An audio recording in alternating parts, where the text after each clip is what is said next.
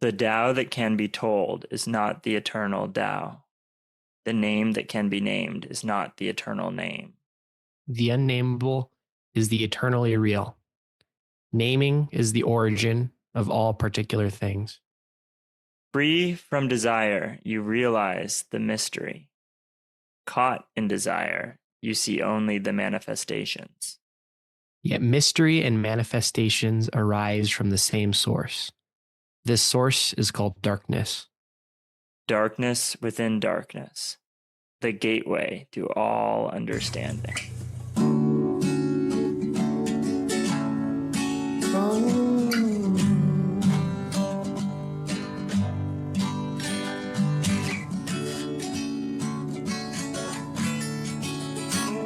Hello, and welcome to another episode of Muprov Musings.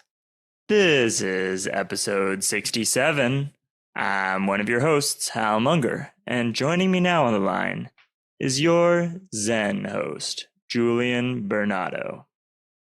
Yeah, I'm perfectly zen today, and I'm excited for what we're going to be doing today. I think that this kind of thing tends to be more in your wheelhouse of like philosophical approaches to improv. But I do think that learning this sort of thing was one of my biggest lessons our final year in college. And so I'm happy to walk down this path with you, Hal. Mm-hmm. I think that I maybe spent more of my time looking down this path, but Julian, I think you already walked down this path more than I do. So that I aspire to be as you are. Thank you. But what we're going to be doing today is talking about the Tao Te Ching, specifically the translation by Stephen Mitchell. So we're going to be talking about that, how it can be applied to improv, and how it was sort of an inspirational text for a new play and the manner of improv that was done in a new play. Yeah. We've both sort of gone through and thought about the parts of this that are relevant to improv. And I mean, it's a pretty broad text in that I think that anybody could read through this and find different things that they found relevant to, I mean, honestly, most parts of life, but we're going to be thinking about it with respect to improv because I think that it is particularly salient when thinking about how to perform a show that doesn't exist. Mm-hmm. For me, it was also a guide on directing improv. I think that, as I kind of hinted at earlier, my personality is almost directly opposed to a lot of the teachings in the text. So usually when I was really going wrong, it could kind of guide me back to the right. So rather than being like, this is how I improvise, it's more of a, this is the way that my improv would be improved if I improvised more in this way, if I directed more in this way and listened to this advice. And it got me through a lot of panic attacks and like just moments of anxiety that year. When I was sort of listening to it on repeat, probably like 50 times or something like that over the course of that year. I will say it's very accessible. If you find this episode interesting, read this exact translation because I had a good time reading it, and it really isn't very long. The version that we're working with is 50 pages. So. Mm-hmm. And there's a great audio version that I can also link to, and a great PDF, both of which are free. All right. I wanted to begin with a little passage from the foreword that I thought really explained one of the key concepts. The passage that I wanted to highlight is, the misperception may arise from his insistence on wei wu wei, literally doing not doing, which has been seen as passivity. Nothing could be further from the truth. A good athlete can enter a state of body awareness in which the right stroke or the right movement happens by itself, effortlessly, without any interference of the conscious will. This is a paradigm for non-action, the purest and most effective form of action. The game plays the game. The poem writes the poem. We can't tell the dancer from the dance. Less and less do you need to force things until finally you arrive at non-action. When nothing is done, nothing is left undone. Nothing is done because the doer has wholeheartedly vanished into the deed. The fuel has been completely transformed into flame. I like that. I mean, what are your immediate thoughts on it? I think that was, we were aspiring to create a place where that could be experienced for part of the show and to maximize the amount of the show that was experienced for. Did you ever feel that on stage? I think so. I mean, I don't have so specific memory of particular times on stage, but definitely there were shows where I felt, since there is this insurmountable weight of doing something pretty new, that the only way to do it is to, in the way that this describes, like stop doing anything and just kind of do what my body naturally does after the training. And that's something that even before in Uplay, we talked a lot about, that like over the course of rehearsal or practice, that is when you kind of get all of the information, all the skills into your bones, and the show itself is the time to play. But I think that only in a new play did we so deliberately target doing that specifically. Mm-hmm. And unfortunately, as is always the Taoist case, I think that deliberately targeting it made it out of reach in a lot of ways. People were worried about trying to be in the state and whether or not they were in the state, and that would snap you out of it. But I do think that all the training we did led to some moments during the shows that were in that state. Particularly, I think of the second half of night 2. Like, my brain was just off, and I was just following along with whatever was happening around me. All right. Are you ready to dive into the actual text? Yeah, let's do it. We've already read 1 in the opening. So, Julian, you want to read 2? Sure. 2. When people see some things as beautiful, other things become ugly. When people see some things as good, other things become bad. Being and non-being create each other. Difficult and easy support each other. Long and short define each other. High and low depend on each other. Before and after follow each other. Therefore, the master acts without doing anything and teaches without saying anything. Things arise and she lets them come. Things disappear and she lets them go. She has but doesn't possess, acts but doesn't expect. When her work is done, she forgets it. That is why it lasts forever. Those final 2 lines are very perfect for improv, I think. Of course. And also, long and short define each other has always been a line that's kind of haunted me as someone who's been so anti-short form, or like has pushed back on that at so many points in my life, realizing the degree to which the two kind of need each other, and that pushing only to one creates the other. Yeah.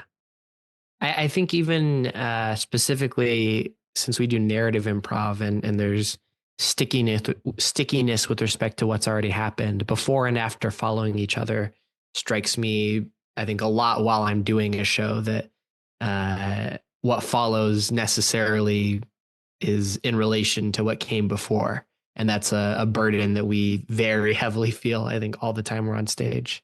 Mm-hmm. And high and low depend on each other.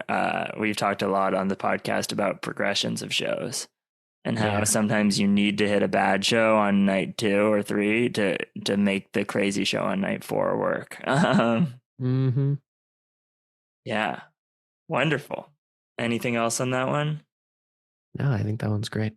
All right. There is one little piece of 5 that I wanted to mention, which is just, the Tao is like a bellows. It is empty yet infinitely capable. The more you use it, the more it produces. The more you talk about it, the less you understand. Hold on to the center. I like that. You probably have something to say more specifically, though. Oh, it's just funny to be doing a podcast where it so explicitly, so many times throughout the text, instructs you not to try to talk more about it. And the idea that trying to explain it will make it less clear.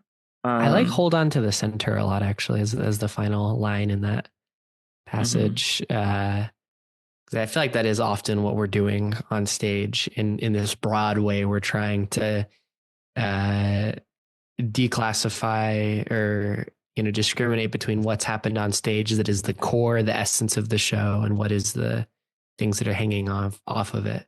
And finding the center is often very hard, but it is what I feel like we're trying to hold on to. Yeah, what actually matters. I think it's worth mentioning the cast's reaction to the Taoist parts of the text, or parts of the new play. Sure. Julian, what was your reaction when I was trying to make us read all of this? I was probably not super happy. I think a lot of the concept of a new play to me was, oh, we're going to like practice a lot of improv and that's how we're going to get really good. We're going to spend a long time practicing, and doing a lot of this stuff felt like, instead of what in my mind was going to be like huge level up boot camp for all of the improv skills that we had, thinking about and talking about this stuff was both a distraction from that and a separation from the types of skills that we had already worked on, in a way that made it a bit frustrating, I think, when starting to work in this framework. I think in the end, obviously I didn't lose any of the skills, and none of us lost the skills that we had. And so going in this different direction was helpful, in that it opened my mind to trying to play in this kind of way. But definitely when I first read it, I had some issue with it. And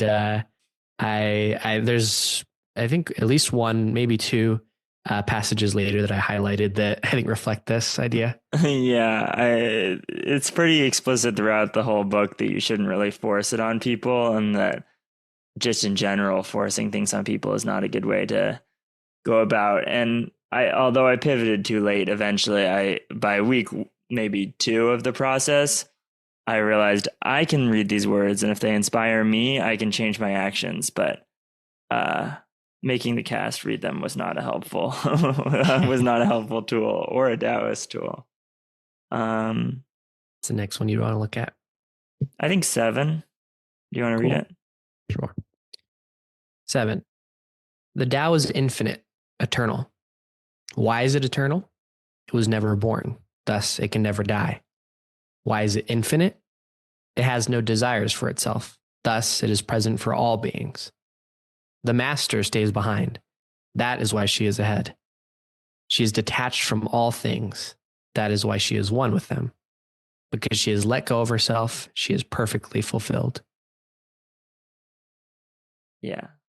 I mean, I think this is a big theme throughout the whole text, of this idea that our personal desires on stage cloud our ability to perceive. It's like when you're standing in a circle trying to think of what you're going to say next, and then you don't hear the things before you. And so much of blocking happens because of that, because we're thinking of ourselves ahead of our partners, or our plot line ahead of the other character's plot line. Yeah. There's various things I noted later that I think follow this theme of, I think, losing ego is very important here. Mm-hmm. And I think that how we train for this in a new play was to do a lot of exercises that removed creativity from the movement itself. Mm-hmm. So we wanted to make it so that people could move in sync, so that when there was a pause, people could fill it. So even games like I Am a Tree, so much of what drives you to enter into the circle is an idea that you have of, oh, it will be very clever if I'm this. And playing that game where just everyone is a tree, or just everyone is taking turns entering, and you take away the creative element, allows you to be motivated by the space and the vacuum, rather than by your own desire to make the audience feel a certain way. Yeah, totally. Julian, I have a little bit of 8 that I want to read as well. Sure. The supreme good is like water, which nourishes all things without trying to. It is content to the low places that people disdain. Thus it is like the Tao. In dwelling, live close to the ground. In thinking, keep to the simple. In conflict, be fair and generous. In governing, don't try to control. In work, do what you enjoy. In family life, be completely present. If you are content to be simply yourself and don't compare or compete, everyone will respect you. Mm. Yeah, I like it. There's a few things that come to mind. One being, I think that there's often something you see in new improvisers that and honestly improvisers at every level, but something that I admire in someone when I see them on stage is something like a stillness, something like a lacking the need to make something happen, the need to be an interesting character. Whenever I see someone who uh clearly can do more doing less on stage, I often appreciate that in a big way. Mm-hmm. Content to the low places that people disdain. I always remember Ted Demison in that scene at Simp's reunion where he was just he had driven 5 hours to be there, and the only scene he got called up for was a scene where they had to intentionally be boring. He just played it in a very boring way and then drove home because that was what was called of him. Yeah, I also often I'm a very competitive person, so I only really improvise well when I'm in a setting with other people that I have no fear of their judgment for me. And whenever I'm with new people, I improvise badly because I care about what they think of me. I 9 was the first one that I wrote down as. So read it out. 9. Fill your bowl to the brim and it will spill. Keep sharpening your knife and it will blunt. Chase after money and security and your heart will never unclench. Care about people's approval and you will be their prisoner. Do your work, then step back. The only path to serenity.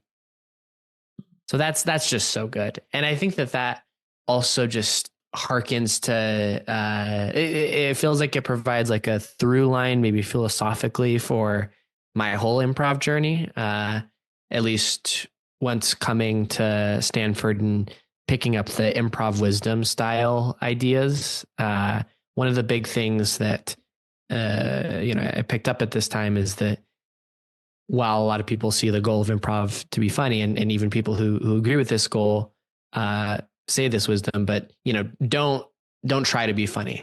Don't try to do the thing that you in the end want. And that's something that I think I internalized really well early on, but something that I think came to mind in a new play is that you can maybe even push this idea even further, in that I've always been someone who thinks really hard about narratives when we're doing narratives, and thinks about what the right next move is, what will make this an interesting story. But I think that the work that we did in a new play, hearkening from this kind of philosophy, was don't think too hard about what the perfect narrative move is, and yet it will still come. And that was a similar shape of letting go, but was very hard, although I think was successful. Mm-hmm. Yeah, well, sometimes it was successful and sometimes it was a failure. And I feel like this text both can explain why New Play is successful, but also why it went really wrong and failed in a lot of ways. Mm-hmm. And I feel like the line, keep sharpening your knife and it will blunt. Like, the dream of a New Play was, what if we practiced a huge amount and just dedicated all our time to sharpening the knife?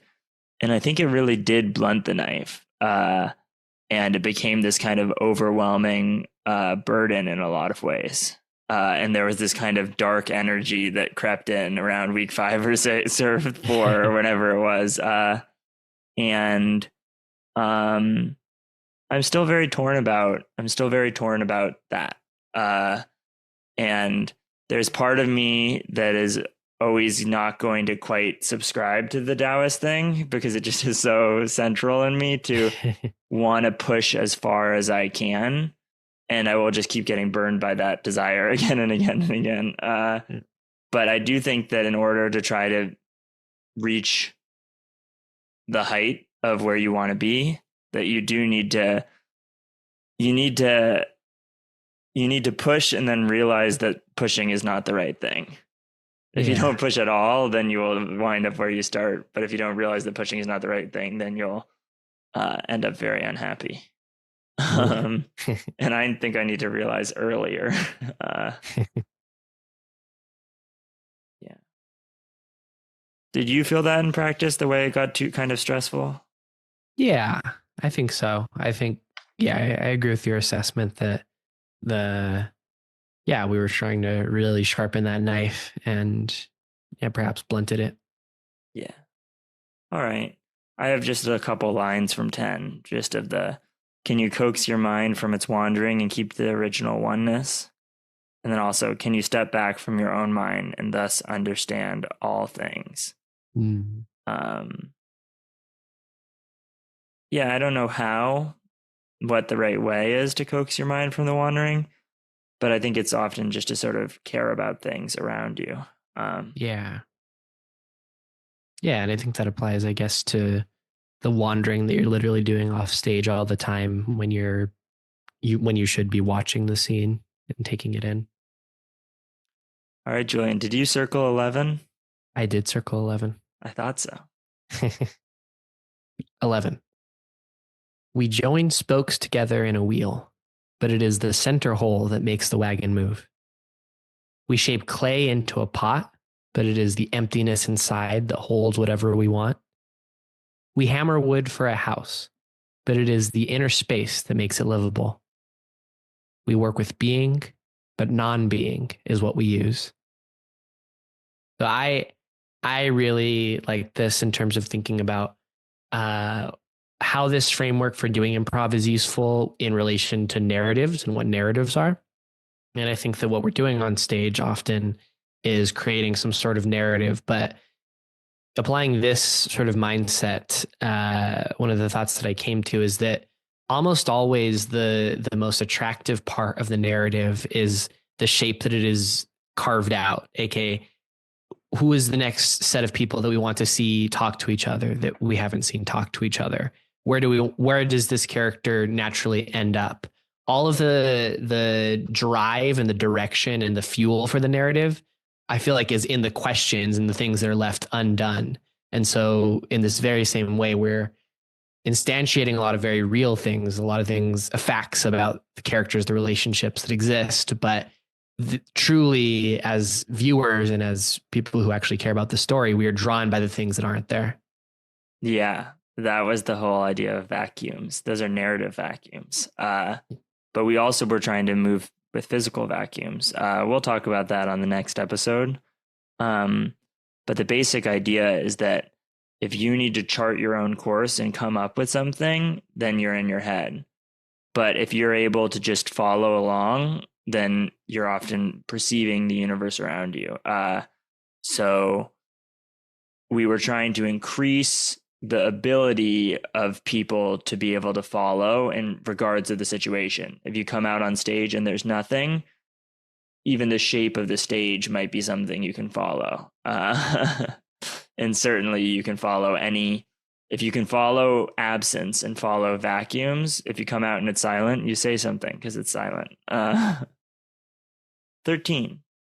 Success is as dangerous as failure. Hope is as hollow as fear. What does it mean that success is as dangerous as failure? Whether you go up the ladder or down it, your position is shaky. When you stand on the ground with when you stand with 2 feet on the ground, you will always keep your balance. What does it mean that hope is as hollow as fear? Hope and fear are both phantoms that arise from thinking of the self.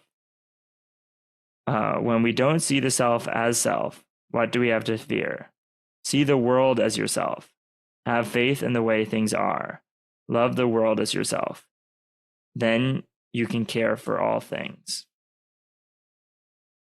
That is maybe the best advice for auditioning, I think, that you'll find anywhere. Yeah, I totally buy that.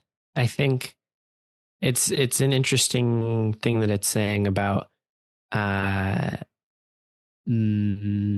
me it's maybe not pejorative, but speaking somewhat pejoratively about like attempting in general, like going for things, going up, uh, and that you know, will inevitably be shaky. And I guess whenever you're going up for something or trying to do something and you are trying to change your position, so maybe the shakiness is fine, but it's interesting to think about what that translates to in terms of improv, in that it is common that we do talk about don't try too hard to make something happen, something will happen. And so maybe that's the tradition in which this is most easily slotted into. But there's clearly some tension behind, we do want interesting things to happen on stage. We don't want people to just, stand there. But so I don't know. I guess, what do you think? For me, yeah, it's just the off the court improv ideas. I think that a lot of people, because improv is sometimes a selective activity, have a deep desire to sort of fit in a certain way and to have other people like them and want to play with them in X, Y, or Z, and often specific other exclusive groups. And totally delightful things can happen by auditioning for things and becoming part of things. But I think remembering also that you can reach out to all the auditionees you don't get in, and you can just play with the people around you or make spaces where other people can come to play without barriers. And that you might actually be happier playing with people that you really like and care about than you would if you somehow reach the peak of whatever is going on around you. Yeah. And that, yeah, sometimes success is in opposition to taking care of the people around you. And at those moments, when you achieve it, you might end up less happy than you were before. True. Oh, did you circle 15? No. No. It's so cool, though. Did you find it cool? Yeah, I did find it cool. Would you want to read it? Yes. 15. The ancient masters were profound and subtle. Their wisdom was unfathomable. There's no way to describe it. All we can describe is their appearance. They were careful, as someone crossing an iced-over stream, alert as a warrior in enemy territory, courteous as a guest, fluid as melting ice, shapeable as a block of wood, receptive as a valley, clear as a glass of water. Do you have the patience to wait till your mud settles and the water is clear? Can you remain unmoving till the right action arises by itself? The master doesn't seek fulfillment. Not seeking, not expecting, she is present and can welcome all things. So cool. Yeah. What do you think about this? A lot of times it's just an amazing articulation of qualities that are important. But it also reminds me of my memory of older, more experienced improvisers when I was a younger, less experienced improviser.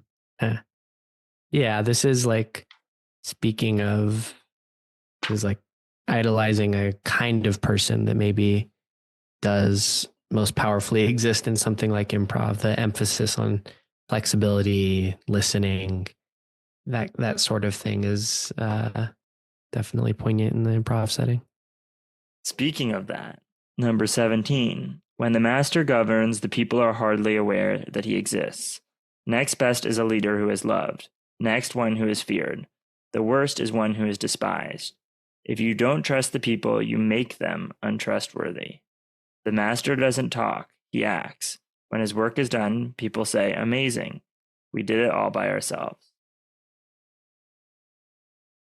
I think that's just a great lesson for directors, and that's not at all how I direct. And it's what I need to learn and work on.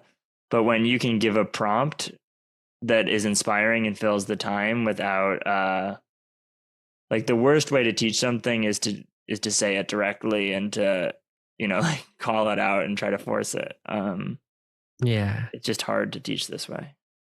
Yeah. I mean, the ending of, amazing, we did it all by ourselves. I think that is very that is the effect you want to achieve, and it's hard in directing to take yourself out of it because you feel like, I don't know, often when you've come to some sort of knowledge of the way to do something, then you love that you came to it, and you want to share it, and you want to be so share it in the exact right way because it fits so perfectly in your brain. But I think that takes the ownership away from people on that knowledge, and letting them come to it a little bit more on their own will let it stick better.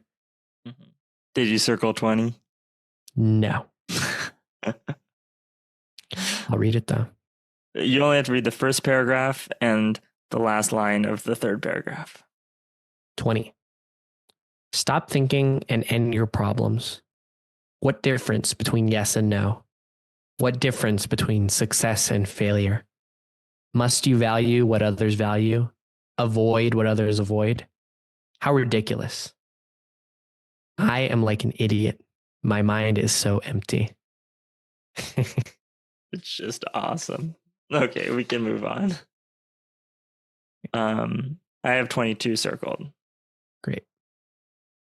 If you want to become whole, let yourself be partial. If you want to become straight, let yourself be crooked. If you want to become full, let yourself be empty. If you want to be reborn, let yourself die.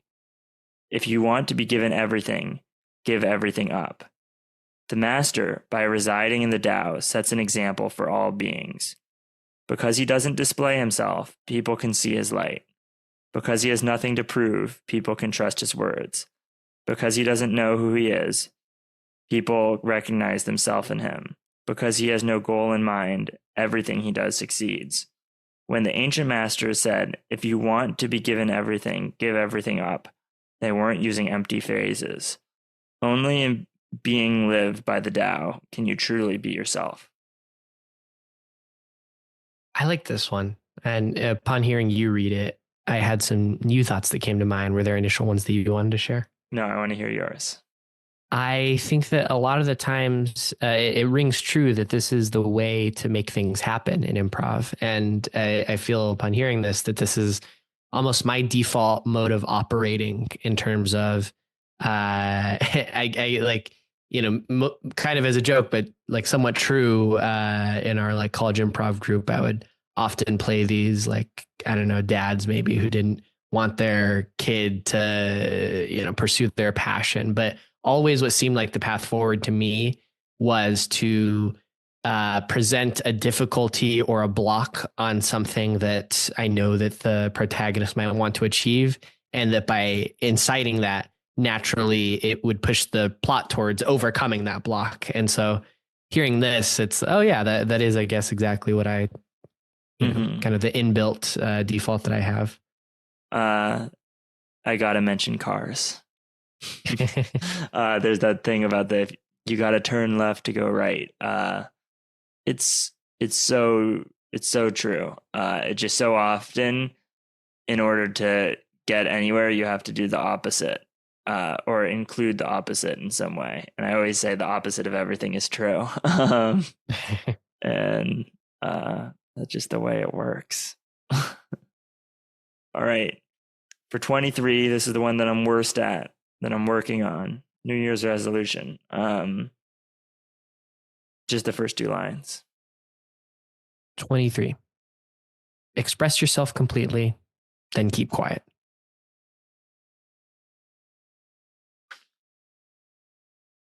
Right. I had 25. Whoa, I didn't have 25. Okay, I'll see if I'll understand why you circled it once I read it aloud. 25. There was something formless and perfect before the universe was born. It is serene, empty, solitary, unchanging, infinite, eternally present. It is the mother of the universe. For lack of a better name, I call it the Tao. It flows through all things, inside and outside, and returns to the origin of all things. The Tao is great. The universe is great. Earth is great. Man is great. These are the four great powers. Man follows the earth. Earth follows the universe. The universe follows the Tao. The Tao follows only itself. All right, Julian, how does that apply to improv? I think that there's something that is inherent to doing improv and trying to become good at improv or just doing it for a long time where you have to believe almost truly like metaphysically, you have to believe in something outside of what our common understanding of reality is. Like there's early on, I think I like thought of something like the improv juice. Like some people have the improv juice, and that's the thing that like powers them, and that's what makes them good. And I think my understanding of whatever this improv juice is has reformed over time, but it is inherently something that kind of doesn't make sense to do, and there are like contradictions in every piece of wisdom. So as a grounding force, I do think that this whole time I have felt that there is some eternal deep improv wisdom that is deep down there and is maybe heavily separate from where we are, but purely just believing that there is some guiding principle behind all of it, I think is vital in terms of keeping focused at this thing that is, yeah, just inherently filled with contradictions in all directions. Awesome. That reminds me a little bit of just Muse and how that was one of the inspirations for the Mew and Muprov Musing. Of some people just are inspired by a muse and it talks through them. That's been a concept as old as time. That sometimes when you see people perform, the person disappears and they just have the improv juice speaking. Exactly. All right, I'll circle it. Did you circle 27? No. It's so improv. Yeah. A good traveler has no fixed plans and is not intent upon arriving. A good artist lets his intentions lead him wherever it wants. A good scientist has freed himself of the concepts and keeps his mind open to what is. Thus, the master is available to all people and doesn't reject anyone. He is ready to use all situations and doesn't waste anything. This is called embodying the light. What is a good man but a bad man's teacher? What is a bad man but a good man's job? If you don't understand this, you will get lost, however intelligent you are. This is the great secret. He is ready to use all situations and doesn't waste anything. I think that is very huge. Yeah. Oh my God. It's so improv. Doesn't reject anyone. No blocks. Yeah. And also just the fact that you can have artists in this world. Like so many other places in the text, it's like, don't be passionate about things. Don't create things. But for me, it's the same as the doing, not doing, where it's like, if you just have this impulse and this drive to be creating, there's no point in stifling that. Like it would just be so hard not to create. Yeah. What about the teacher and the job? What do you think of that? Yeah. I think to me, it steps a bit more in the meta of improv of it's our duty to, you know, sharpen those around us, try to help those around us that we don't, you know, feel are maybe up to snuff in certain ways. That's something that I think in recent times, like the past couple years in my post-college improv life, I have tried to be like pretty zen about is going up and doing jams with like very new improvisers, that kind of thing that, losing the ego of wanting to avoid them because I feel like they're not good, but seeing, you know, maybe what I can, I don't know about necessarily learn from them, but throwing them into a scene very seriously, treating them as if they are the expert and just seeing what comes of that. Mm-hmm. Yeah, you could say, what is a good improviser, but a bad improviser's teacher? What is a bad improviser, but a good improviser's job? I feel like it's important. It's not saying like it's your job to to go teach other people around you. Mm-hmm. Like I feel like that is the wrong thing takeaway, and I feel like that's almost oftentimes what bad improvisers, including myself, sometimes are doing. Of like, I don't like this, I'm going to try to show you. But at the simple level, I feel like during shows, there are some people who are really in their own head, focused on what they're doing, and there are some people who are just desperately trying to be aware of what's going on in everyone else's head and keep the show together. Yeah, so I feel like what is a bad it's similar to vacuums of like, if there is, even if it's not someone who is bad as in like they're doing something wrong, but if there's someone struggling, that is a vacuum that longs for help, and extra focus and Yeah. attention. And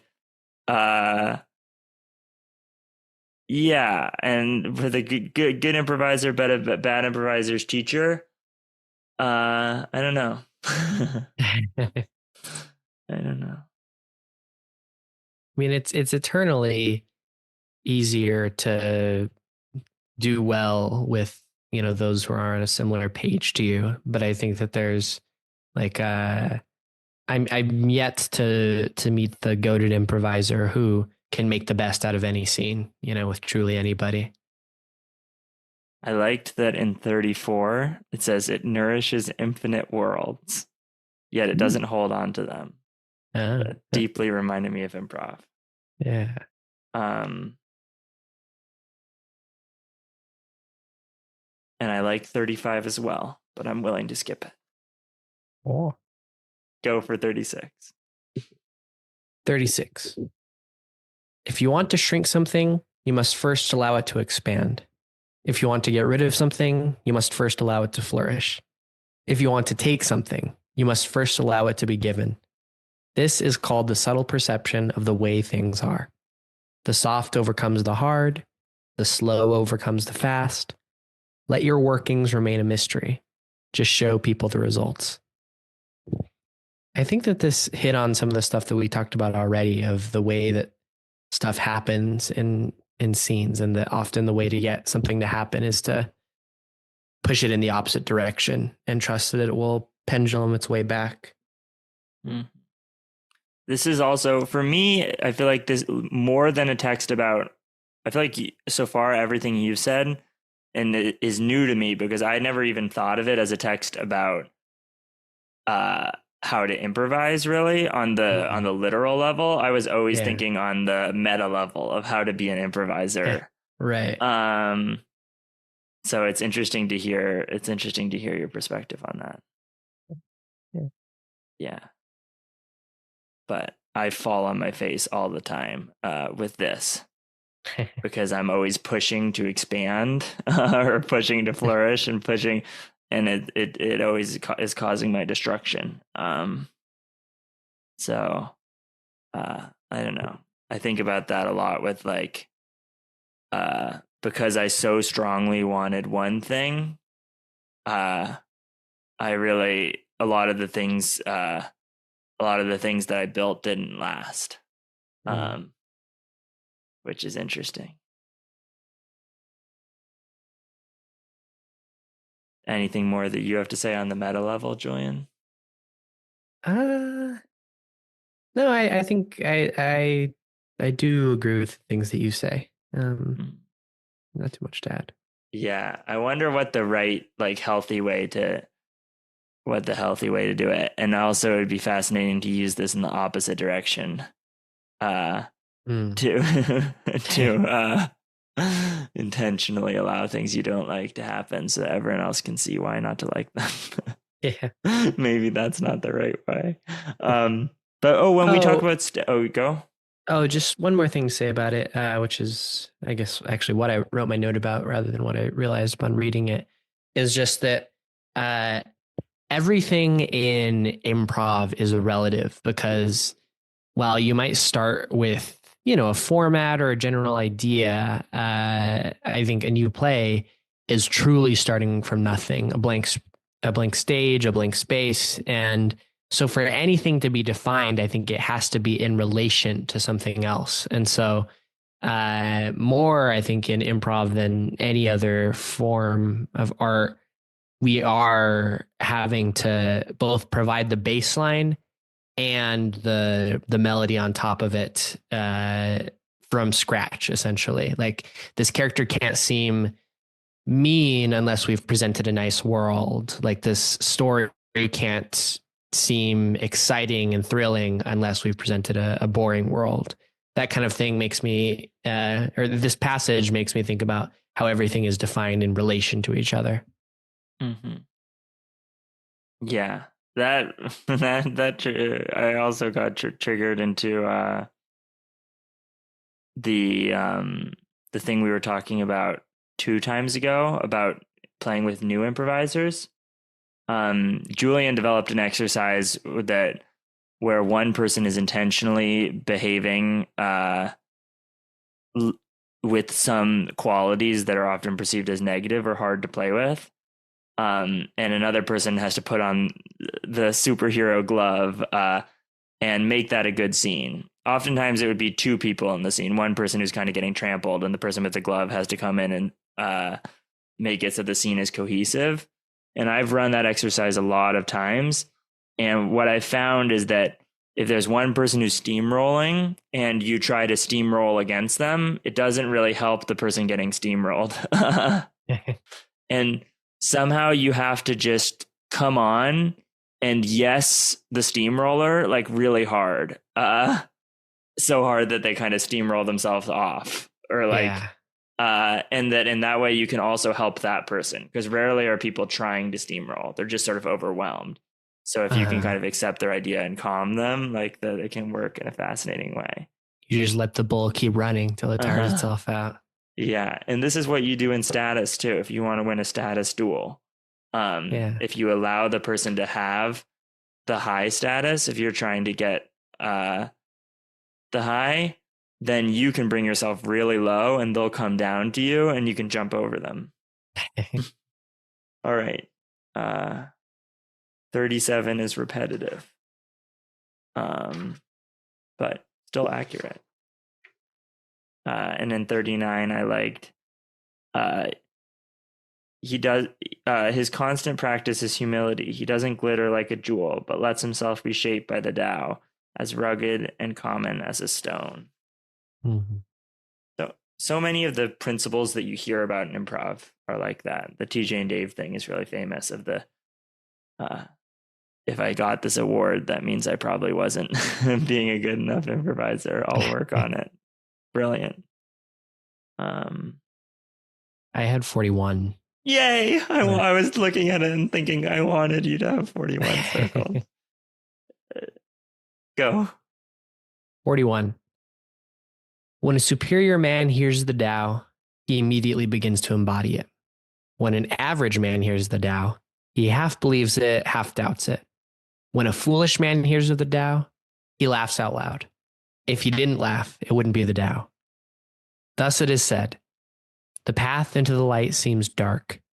The path forward seems to go back. The direct path seems long. True power seems weak. True purity seems tarnished. True steadfastness seems changeable. True clarity seems obscure. The greatest art seems unsophisticated. The greatest love seems indifferent. The greatest wisdom seems childish. The Tao is nowhere to be found, yet it nourishes and completes all things. Especially the first paragraph here. When a foolish man hears the Tao, he laughs out loud. If he didn't laugh, it wouldn't be the Tao. That's what I was referring to earlier in terms of there's something later that I think speaks to my experience with first reckoning with the concept of using this in the improv context as like, this is foolish, this is goofy, this isn't, this is too heady. We need to just be doing real improv. But I think particularly the fact that this was something that gave me that reaction it allowed me to work that meta muscle of wrapping my head around something that I'm not fully bought into in a way that I think that meta muscle served me in doing a new play and fully buying into things that I was still questioning. Mm-hmm. When I read this aloud to Lana, she laughed out loud, which made me laugh. Which man are you, Julian? um, I think I caricaturized myself here as the foolish man because, you know, that was my reaction to it. But I don't know, in reality, somewhere between the foolish and average man. I'm certainly the average man. I don't think I'll ever be able to be the superior man, Yeah. but that's okay. The average. Oh, did you circle 45? No. A little bit of it. A little bit of it. True perfection seems imperfect, yet it is perfectly itself. True fullness seems empty, yet it is fully present. True straightness seems crooked. True wisdom seems foolish. True art seems artless. The master allows things to happen. She shapes events as they come. She steps out of the way and lets the Tao speak for itself. True improv seems scripted. The more you know, the less you understand is a great little tidbit from 47. Yeah. Always true. And that's the ladder thing too. Of the climbing the ladder thing. It's what people say about your first and last show. That's what Anson says are really good. So often do I realize that I'm playing worse because of all the time I spent trying to get better. The next one I have is 49. Oh, interesting. I don't think I have 49, so I'm excited by that. 49. The master has no mind of her own. She works with the mind of the people. She is good to people who are good. She is also good to people who aren't good. This is true goodness. She trusts people who are trustworthy. She also trusts people who aren't trustworthy. This is true trust. The master's mind is like space. People don't understand her. They look to her and wait. She treats them like her own children. I thought this was like a huge get rid of your ego passage that stuck out to me, especially in the context of improv. I mean, starting with the master has no mind of her own. She works with the mind of the people, sets the tone as collectively you're putting on this thing that maybe exists in nobody's minds, but also exists in everybody's minds. But the middle chunk of it of being good to those who are good or who aren't good, or trusting those who are trustworthy and who aren't trustworthy, is that especially in mixed ensembles, you naturally have this trust and affinity toward playing with people who you maybe like more off of experience, or maybe even just outside of improv. You like this person, but it in turn holds you back from truly opening up and playing with the people for whom you don't have this idea of. And I think that those ideas in our head are often so informed by non-improv related things. And even if they are informed by improv related things, I think that every scene partner deserves your full attention.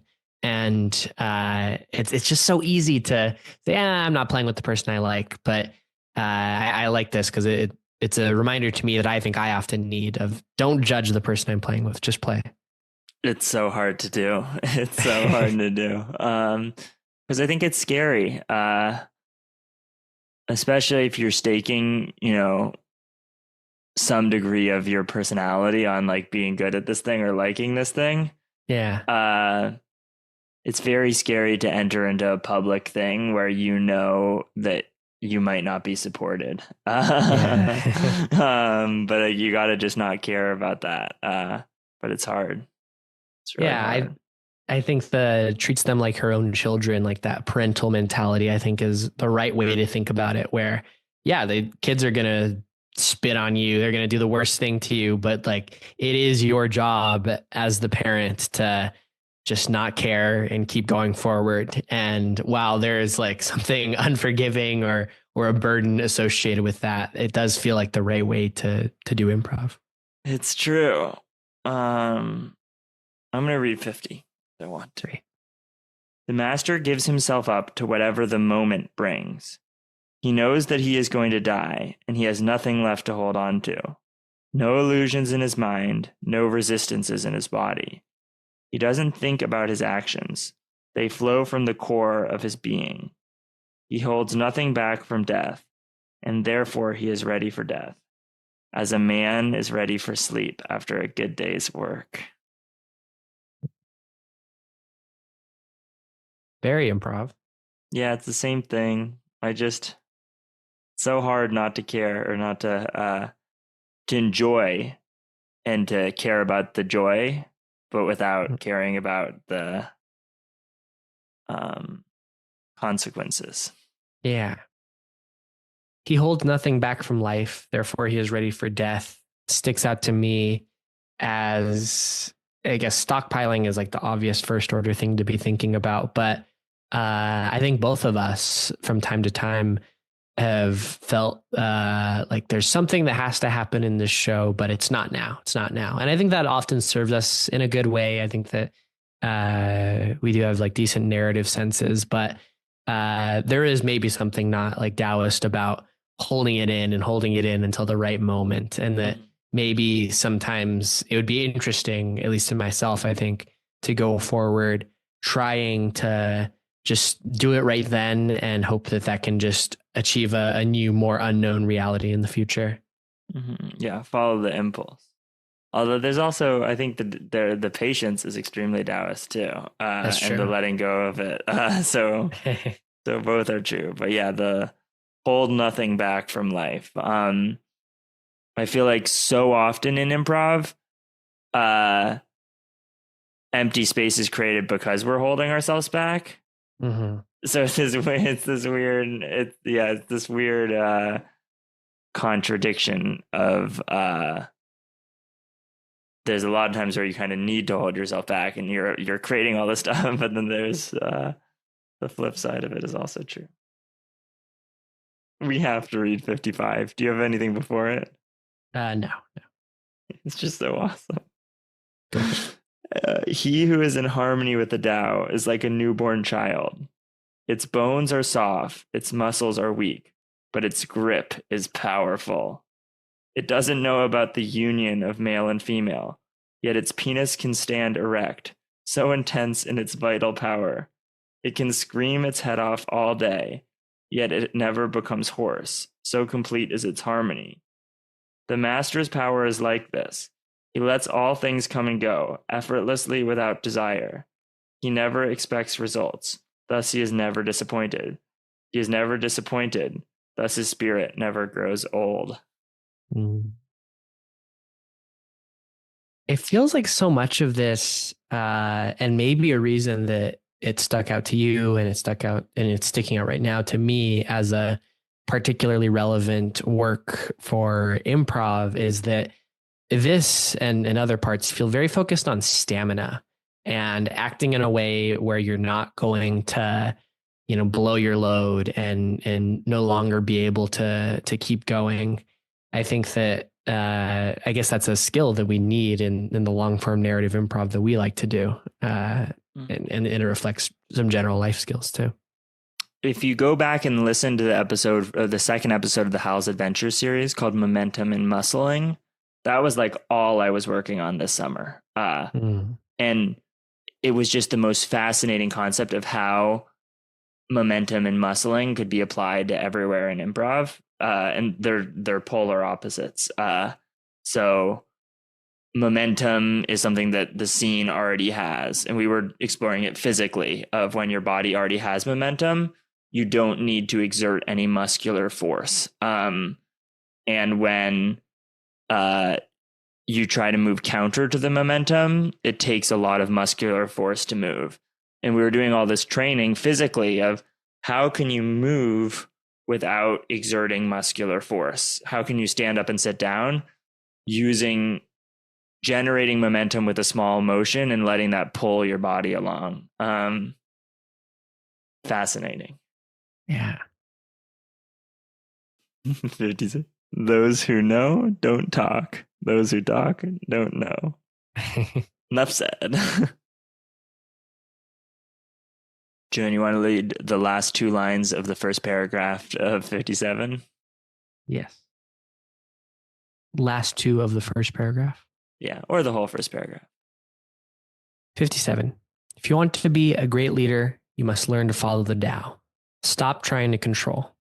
Let go of fixed plans and concepts, and the world will govern itself. True. Yeah. And it's funny to think about directing as a form of improvising. Yeah, right.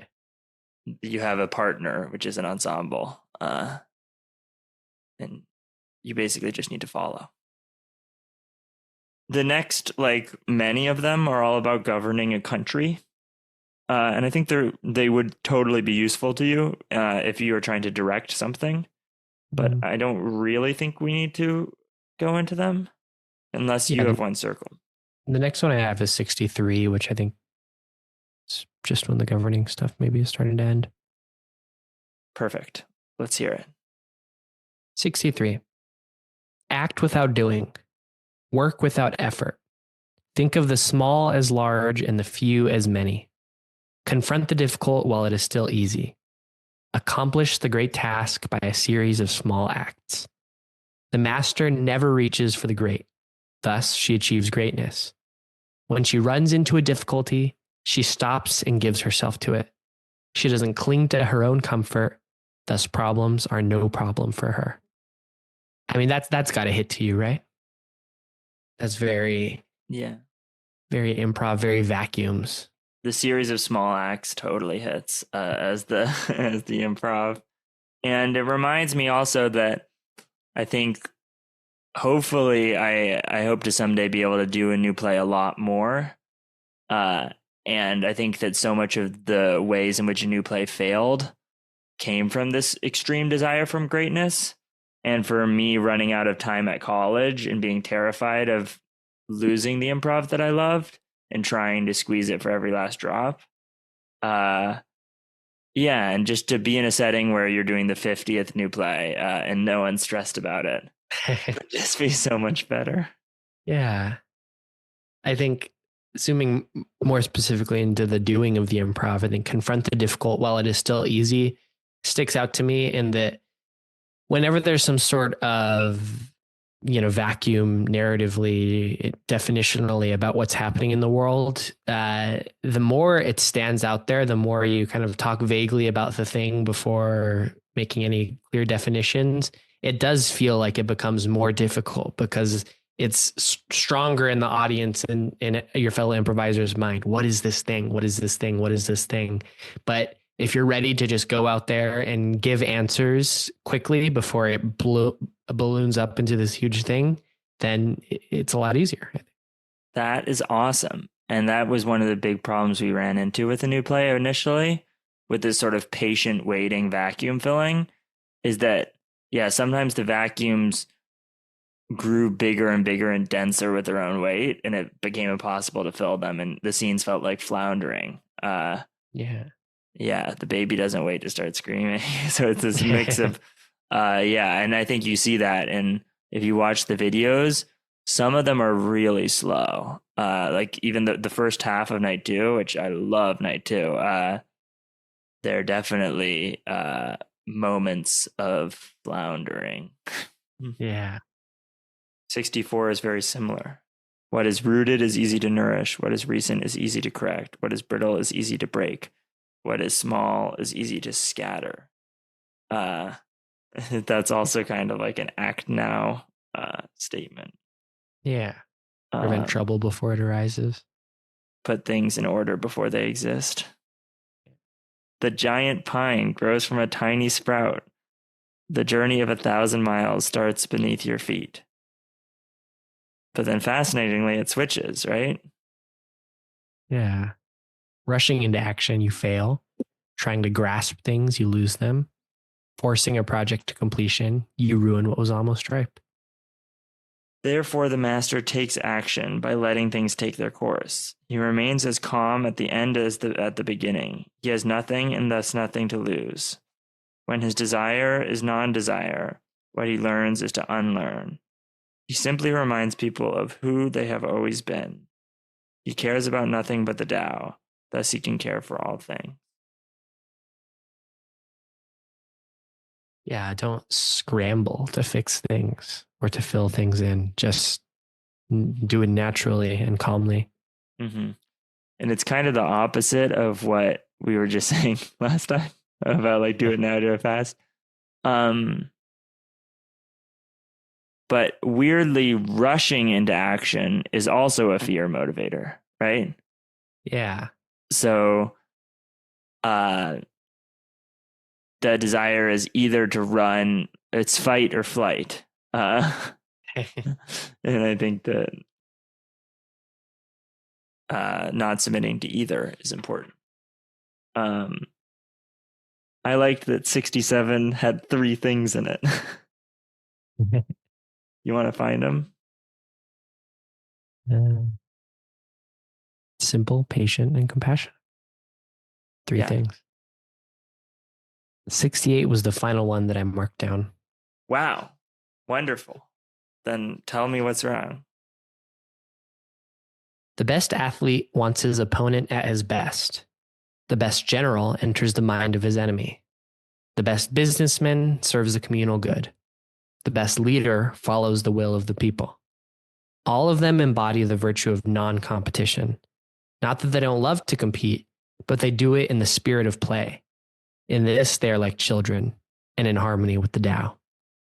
I think that's so true of improvising for a long time. And I've talked about this probably within the last couple episodes already, but you get to a certain point where you have enough skills to stack up the scenes in your favor. You know how to start a scene, you know how to coax your partner in a way that is going to make the scene just easy for you to do. And you know that it's going to maybe get a big audience reaction or some sort of verifiable thing. But making the scene hard for yourself, like leading yourself into the place where you're not good, that is the way that keeps it new. It keeps it feeling like it's play as it did when you first began improvising. And it's, I think, like the vital thing that we have to do as improvisers. And it's so hard because sure, as the athlete, wouldn't we just want to win every time and play against the weakest people so that we get a perfect record? Like there's something that really pulls us in that direction, but shunning that and going into what we find difficult, I think is the hard thing. And I guess where I would say my current stage is at in terms of thinking about how to do improv. Yeah, I've always thought also with the V average thing of you're allowed to, if you really have that drive to be great, you're allowed to try to make the people around you great. Yeah. That way you can be average in a setting that is, but always trying to make it so the other people around you are doing better than you. Yeah. And yeah, they're like children. They do it in the spirit of play. That's why we do it. Mm-hmm. I love 69, but it doesn't seem like the type of thing that's going to appeal to everyone, so I'll skip it. My teachings are easy to understand and easy to put into practice, yet your intellect will never grasp them. And if you try to practice them, you'll fail.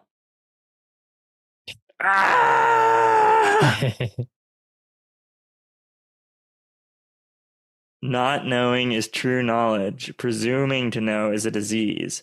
First, realize that you are sick. Then you can move towards health. I didn't have anything to say about that one, but I did mark down I like that sequence of lines. First, realize that you are sick. Then you can move toward health. Yeah. The Tao is always at ease. It overcomes without competing, answers without speaking a word, arrives without being summoned, accomplishes without a plan. Its net covers the whole universe.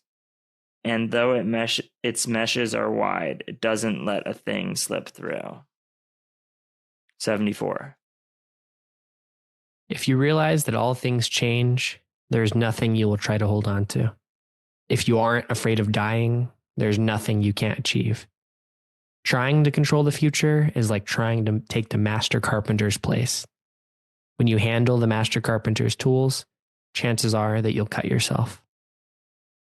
76. Men are born soft and supple. Dead, they are stiff and hard. Plants are born tender and pliant.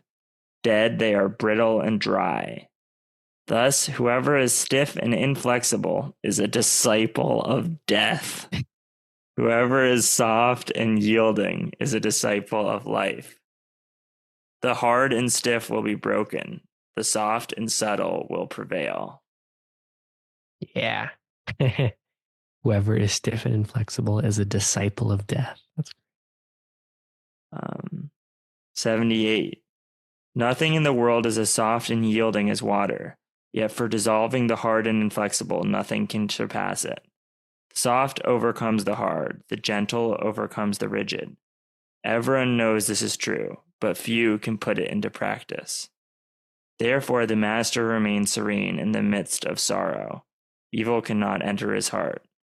Because he has given up helping, he is people's greatest help. True words seem paradoxical. 79. Failure is an opportunity.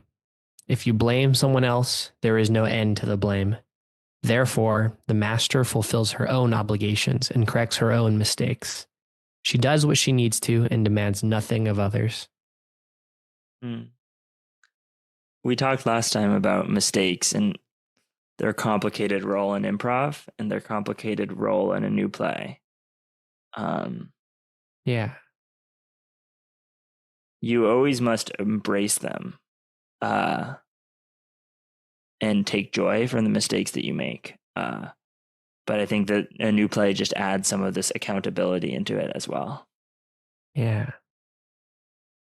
True words aren't eloquent. Eloquent words aren't true. Wise men don't need to prove their point. Men who need to prove their point aren't wise. The master has no possessions. The more he does for others, the happier he is. The more he gives to others, the wealthier he is. The Tao nourishes by not forcing. By not dominating, the master leads. That's a great closing one. And it is the closing one. There's no more to this book. And yet there's so much more to this book. It's true. We skipped over so many delightful numbers. And I find it fascinating that Julian only circled 8 and I circled maybe like 50.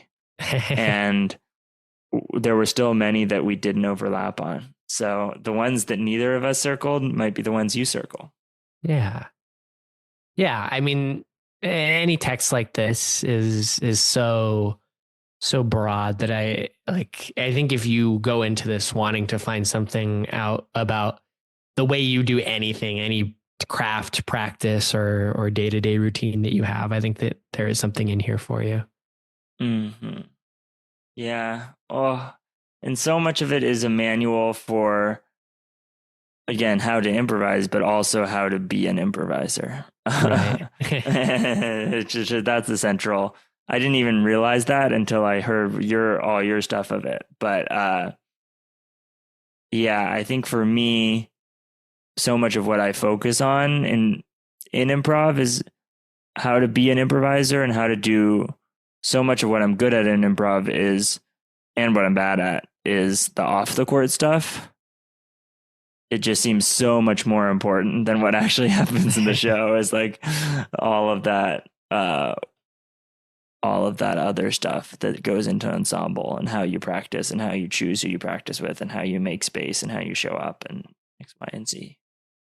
Have you ever talked to Patricia about this? No, except in the episode when Patricia came on. But Patricia's teachings is so deeply wisdom oriented. Yeah. And Patricia doesn't improvise. she famously has taught hundreds and hundreds of people how to improvise. Without, I mean, she has at various points, but it's the full Tao model of just allowing others to do it and experiencing the joy and creating that space. Yeah, read Improv Wisdom. Yes. By Patricia Ryan Madsen. Yeah, these kinds of texts, I think, as someone, I'm by practice, I do a lot of STEM, hard science, hard math related stuff. And often I'm reading for information in the hardest sense, information that I will be able to load into my program or write down in a proof or something. But as a person like me, it is nice to read things like this that both each line provides kind of infinitely less information than anything else that I read, because there's nothing directly actionable or as directly actionable about all of it.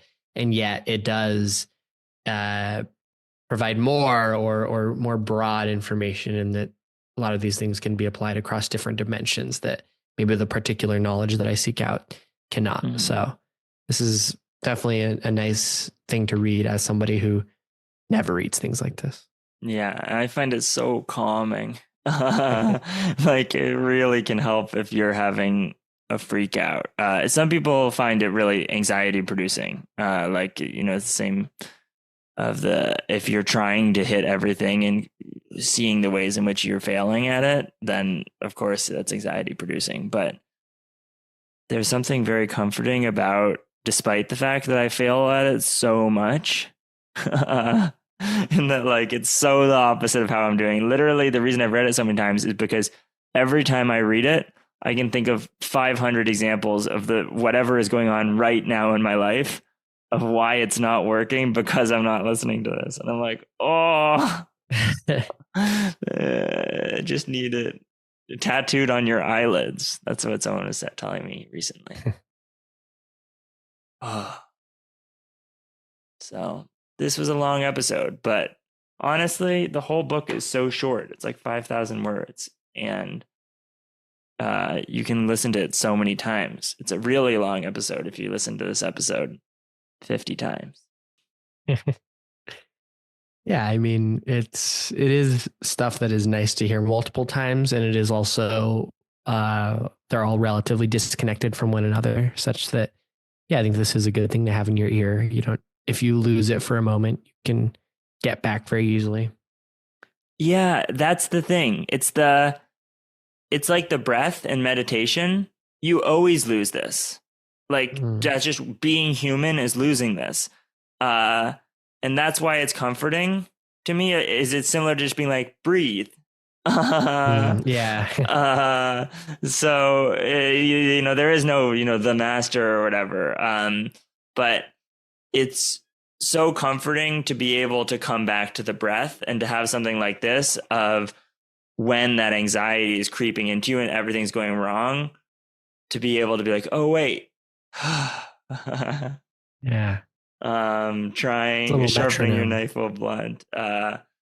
You can be happy in what's around you. It doesn't have to be like, all of those things are just so easy to do right when you're thinking about it. Yeah. Hard to put into action. Oh. All right. I was thinking we should do the further ado, but I think we could go without it.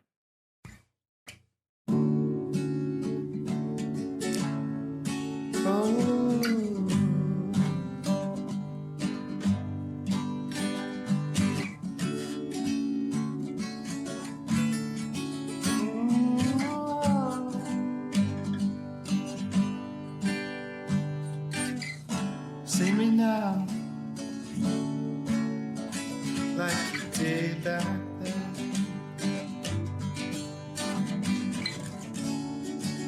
See me now, I should thought you cared. All these times they're changing.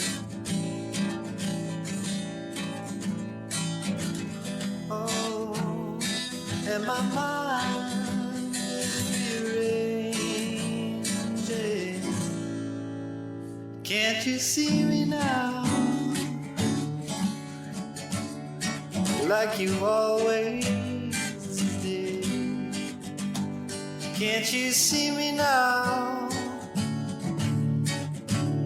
I just wanna be with you. When the times they seem so crazy, can't you see me now? Can't you see me now? See me now. Can't you see me now?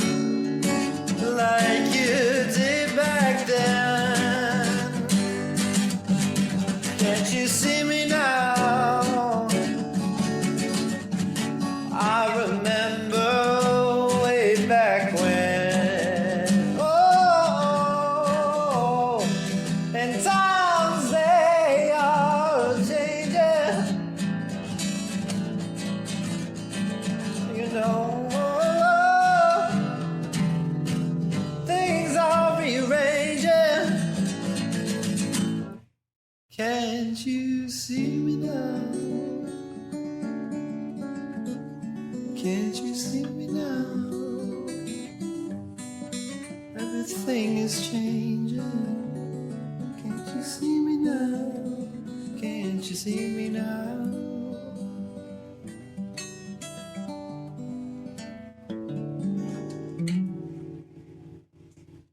Musings.